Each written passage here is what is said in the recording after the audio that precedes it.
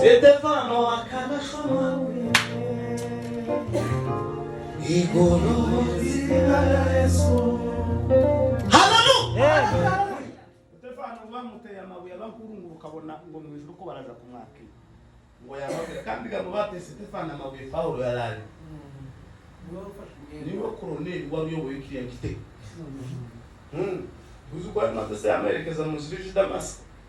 Yesu yamamubwira ngo yewe sawa. Uri mu yandi manyanga. Aho ngo amara iminsi 2 aho umusaza Gamariyeli niwe wamusengeye.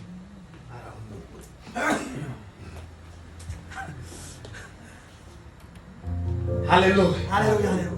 Tuzabona intwari z'Imana mw'ijuru, zimwe zangembe muri isi we, tubone Magufuli wakoreye Imana, amarembo y'ugururwa we, tubone Magufuli we wavugiye Imana, amarembo y'ugururwa we.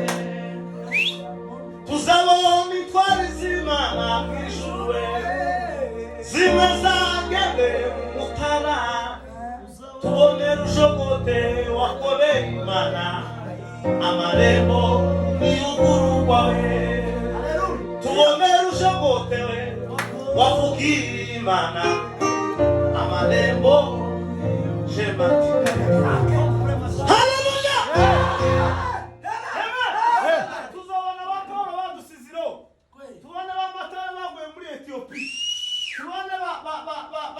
Bande bamungeri badusize muri Kenya akagenda umucuranye benshi.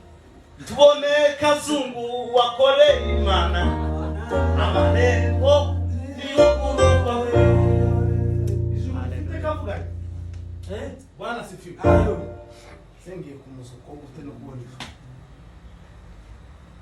kana mwirize n'iminota kamusore yasize.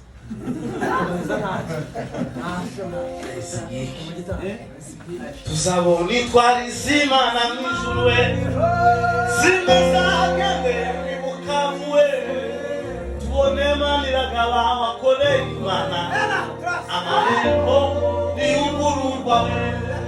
Abakwinjiye huduma n'abaganga kwinjiye huduma kuwa 4 na 5 nipo niyinga nakazi mwe mu gitondo tuzuka twamuka tuzane ngo tugere Kigali kuwa 2 nimugoro ngo Bukavu ba ngo bati wagera guca mu Maniragaba